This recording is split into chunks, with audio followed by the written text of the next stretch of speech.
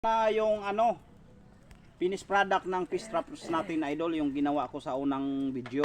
So ito yun, oh. Ito yung 30 by 15 diyan. 30 by 15 dito. Yan. Tapos yan dito, dito mga idol, ito. 90 kamata papunta rito.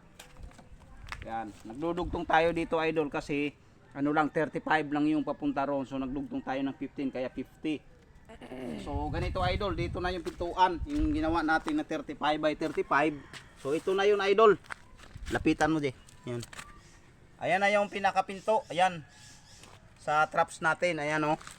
Oh, dalawang dangkal to, idol. Kaya kasya kahit 10 kilong isda.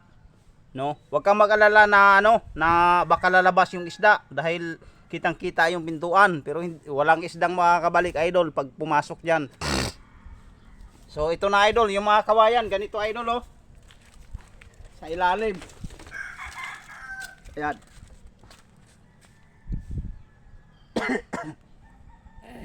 So ito sa tagiliran. Ganyan. Layuan mo konti dong. Ayan sa tagiliran. Ayan. Ayan.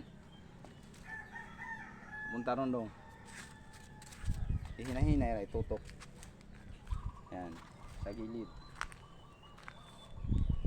Ito, idol.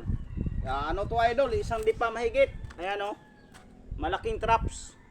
Malaking traps. So ito yung site natin. So yun. Tapos sa paglalagay ng mga pabigat, idol, ganito, dito ilalagay ganito, tatali. Kailangan parehas ang bigat.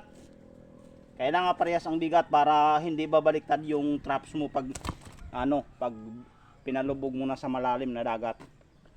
So sana may natutunan kayo, idol. Kung ano, maaari po kayong magtanong at saka ng isda, idol, ito. Pagkunin ng isda. kung nagustuhan nyo, idol, subscribe na lang sa ating YouTube channel at saka ano, Facebook page para sa mga katanungan at saka sa mga sizes ng mga fish traps natin na pwedeng ano, mag-match up.